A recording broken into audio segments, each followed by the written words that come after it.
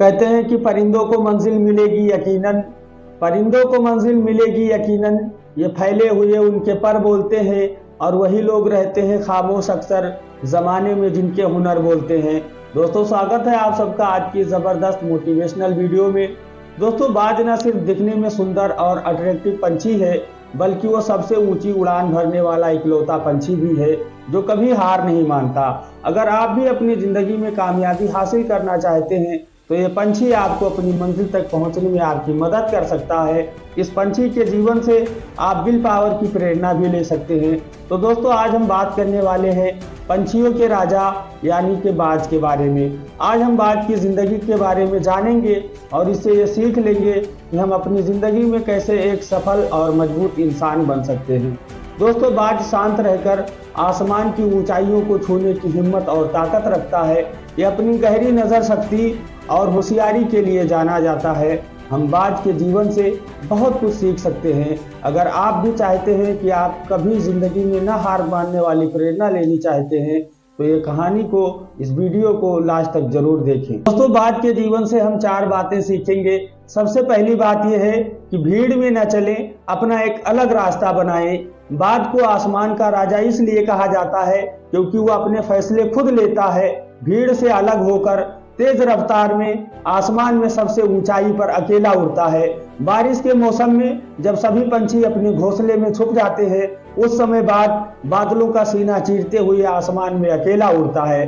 दोस्तों आप भी अपने आप को कम ना आके हमेशा उच्च मानसिकता, बड़ी सोच रखें, वरना ये सोचते रह जाएंगे कि लोग क्या सोचेंगे। दोस्तों बाज के जीवन से सीखने वाली दूसरी बात यह है कि खुद पर विश्वास रखें, खुद पर भरोसा रखें। दोस्तों बाज कभी भी अपने भोजन में मरा हुआ मांस नहीं खाता, वो खुद शिकार करके उसका मांस खाता है। दोस्तों और उसे अगले वक्त की चिंता नहीं होती कि उसे अगला भोजन कैसे प्राप्त होगा, क्योंकि उसको खुद पर भरोसा होता है, खुद पर यह विश्वास होता है कि वो अगला शिकार कर लेगा। दोस्तों बाज से हमें ये सीखना चाहिए कि हम कैसे अपने आप पर निर्भर रहें, किसी और के ऊपर निर्भर ना रहें और निरंतर प्रयास करते रहें, अपनी मंजिल को पाने के लिए लगातार काम करते रहें। दोस्तों बाज के जीवन से सीखने वाली तीसरी बात यह है कि हमें अपने प्रति कठोर बनना पड़ेगा। बताया जाता है कि बाज की उम्र जब 40 साल से ज़्यादा हो जाती है तो उसे अपने प्रति कठोरता दिखानी पड़ती है। वो अपने पंख खींच कर निकाल देता है ताकि नए पंख उग सके। वो अपनी चोंच को पत्थर से रगड़ रगड़ कर तोड़ देता है क्योंकि उसकी नुकीली चोंच मुड़ने लगती है, जिससे उसे शिकार करने में परेशानी होती है।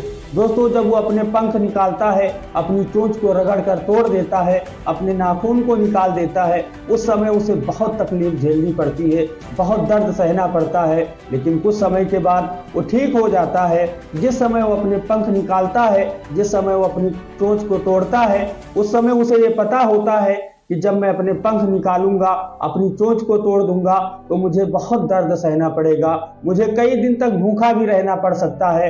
लेकिन उसे ये भी पता होता है कि अगर आज मैं इस दर्द को नहीं झेल पाऊंगा तो मेरी जो बची हुई ज़िंदगी है वो पूरी ज़िंदगी मुझे दर्द सहना पड़ेगा, पूरी ज़िंदगी मुझे तकलीफ उठानी पड़ेगी।